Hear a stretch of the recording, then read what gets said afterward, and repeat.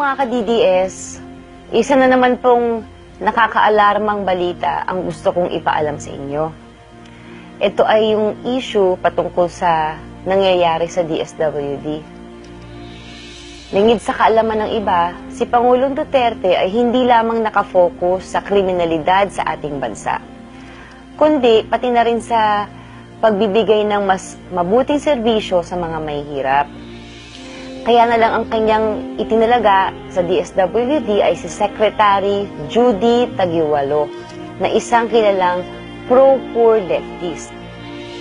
Si Secretary Judy ay nag-issue ng isang memorandum. Ito yung Memorandum Circular No. 9 na nagsasabing hindi na kailangan ng isang kapuspalad nating kababayan na dumaan pa sa kahit sinong politiko para makahingi ng tulong sa DSWD. Ganito kasi yung nakagawian. Pag ikaw ay hihingi ng tulong sa DSWD, isa sa requirement ay yung recommendation letter mula sa isang mayor or di kaya sa isang congressman. Ito ang gustong baguhin ni Secretary Judy, kaya siya nag-issue ng Memorandum Circular No. 9 na nagsasabing hindi mo na kailangan ng recommendation letter mula sa isang politiko para makahingi ng tulong sa DSWD. Halimbawa, ang isang kapuspalad nating kababayan ay nagkasakit at na-ospital. Dadalhin mo lamang ang iyong hospital bill sa DSWD. Ipapakita mo lang yon at maaari ka nang makahingi ng tulong. Maganda, di ba? Yan ang tunay na pagbabago. Yan kasi ang gusto ni Pangulong Duterte, yung mabilis na pagproseso. Dahil ang pera ng bayan ay para sa bayan. Ito ngayon ang problema. Ang mga sakim at magnanakaw na mga congressman, hindi nila gusto itong ganitong klaseng patakaran. Pumapalag sila.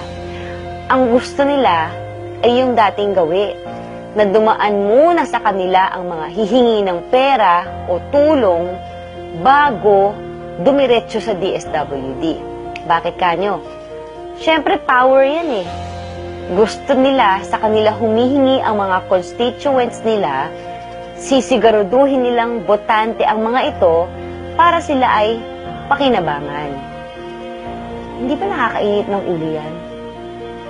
Isusubo na nga lang ng mga kababayan natin na agawin pa ng mga hinayupak na congressman na to. Bago na ang presidente pero bulok pa din ang kongreso.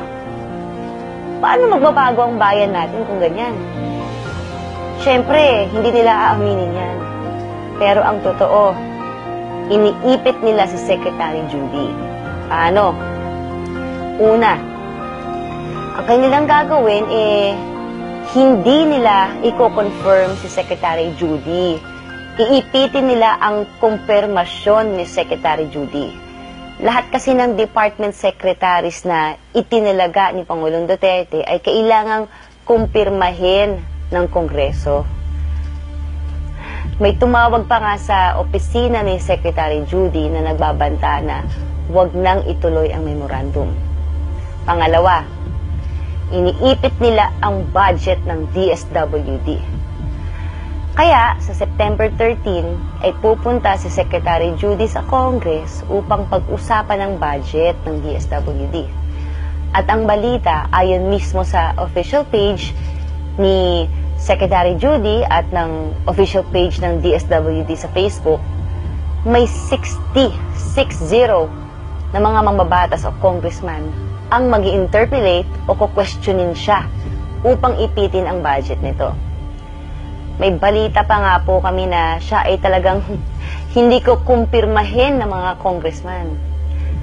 Alam niyo po, nung ako'y kanilang inimbitahan sa DSWD upang maging may malasakit ambassadress, nakilala ko po si Secretary Judy at masasabi ko na talagang ang kanyang puso ay katulad ni Pangulong Duterte na para sa mga mahihirap.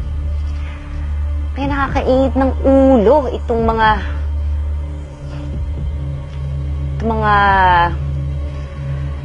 mas masahol pa sa hayop ng mga congressman.